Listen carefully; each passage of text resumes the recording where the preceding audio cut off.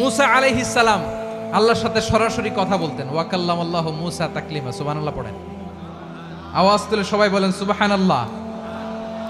এখন বনি ইসরাইল হচ্ছে পৃথিবীর সবচেয়ে গোয়ার জাতি।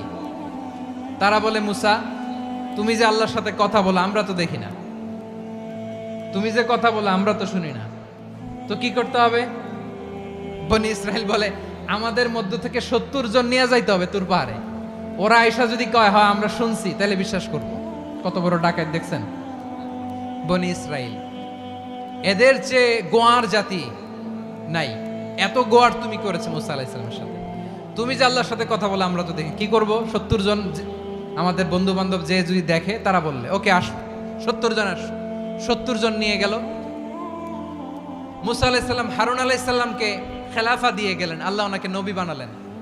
মুসা আলাইহিস সালাম বললেন, হারুন খবরদার, বনি ইসরাইলের মধ্যে তাওহীদের বাণী প্রচার করবা, ঐক্য ধরে রাখবা, বিচ্ছিন্ন হতে দিবা না। চলে গেছে। এইদিকে বনি ইসরাইলের এক দুষ্ট লোক ছিল, নাম সামিরি। কি নাম? সামিরি। সে সবাইরে বলল, তোমাদের স্বর্ণগুলো ফালাও। স্বর্ণগুলো ফেললো। বনি ইসরাইলের স্বর্ণগুলোকে গলিয়ে সে একটা গরুর বাচ্চা বানালো। গোবৎস। কিসের বাচ্চা? দেখেন গরুর পূজা কিভাবে শুরু হয় পৃথিবীতে প্রথম। গোবৎস পূজা, গরুর বাচ্চার পূজা কিভাবে। সে স্বর্ণ গলি গরুর বাচ্চা করে জিবরাইল আলাইহিস সালাম যে জমিনে এসেছিলেন, ওই ফেরেশতার পায়ের নিচের একটু মাটি সে বুদ্ধি করে প্যাকেটে রেখে দিছিল। সে গরুর বাচ্চা বানায় স্বর্ণ দিয়ে গলিয়ে ওই মাটি এটার মধ্যে ঢুকাই দিছে ভেলকি দেওয়ার জন্য।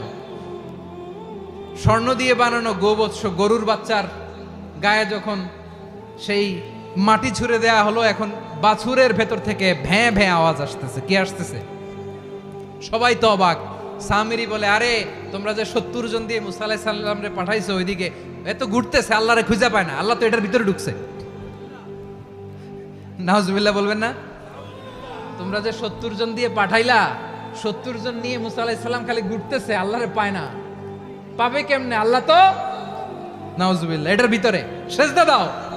এই সেজদা দিয়ে গেল। আল্লাহর নবী হারুন আলাইহিস সালাম বললেন, খবরদার, এটা সুস্পষ্ট শিরক।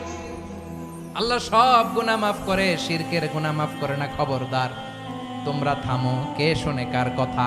এই যে যেমন এখন আপনারা আমার কথা শুনতেছেন না? শুনতেছেন? হারুন আলাইহিস সালাম বললেন, খবরদার, এই শিরকি কাজে তোমরা সংযুক্ত হয়ো না। তোমাদেরকে কি মনে নাই আমার ভাই মুসা আলাইহিস সালাম কি বলছে? আল্লাহ শিরক মাফ করে না। খবরদার, শিরক করো না, আল্লাহরে ভয় করো।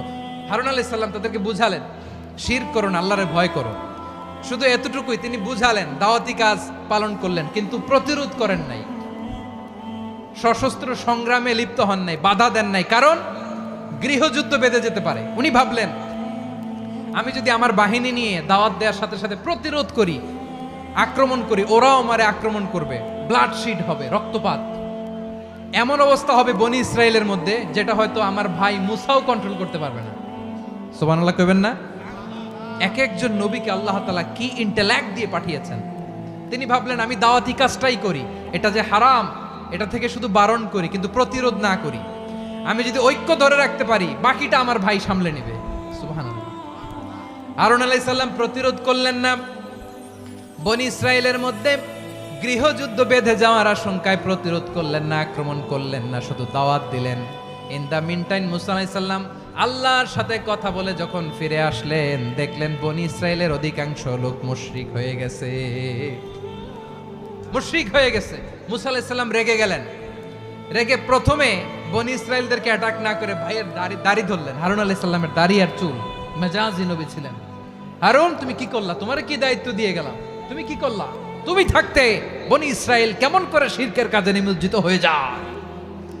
সাইয়েদনা হারুন আলাইহিস সালাম বললেন, ইন্নী, কোরআন সাক্ষী, কোরআন থেকে কোট করছি, ইন্নী খাশিতু আন তাকুলা ফাররাকতা বাইনা বনি ইসরাঈলা ওয়া লাম তারকুব কওলি। ও আমার ভাই, আমার দাড়ি ধরবেন না, আমার মারবেন না।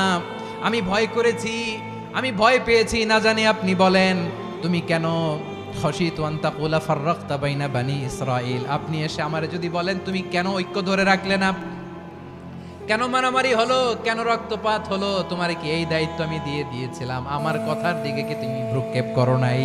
আমি যে বলছি তাওহীদের বাণী প্রচার করবা আর ঐক্য ধরে রাখবা, আমার কথা কি শোনো নাই? আপনি আমারে ধমকাবেন, এই জন্য আমি প্রতিরোধ করি নাই, আক্রমণ করি নাই, গৃহযুদ্ধ আটকানোর জন্য, কিন্তু আমি দাওয়াত দিয়েছি। সুবহানাল্লাহ পড়েন। ঐক্য ধরে রেখেছেন। মুসা আলাইহিস সালাম মুহূর্তেই সামিরীকে আক্রমণ করলেন, অ্যাটাক করলেন, শাস্তি দিলেন। মুহূর্তেই ওই গোবৎস গরুর বাছুরকে ভেঙে চুড়ে মেসাকার করে সাগরের মধ্যে ভাসিয়ে দিলেন। পুরো বনি ইসরায়েলকে আবার তাওহীদের উপর প্রতিষ্ঠিত করলেন। পড়েন সুবহানাল্লাহ। এই ঘটনা থেকে শিক্ষা কি? শিক্ষা হচ্ছে আপনি শিরকের আড্ডাখানা দেখলেও বৃহৎ স্বার্থে তাওহীদের দাওয়াত দিবেন, প্রয়োজনে আপনি ঐক্য নষ্ট করবেন না। সুবহানাল্লাহ পড়বেন না?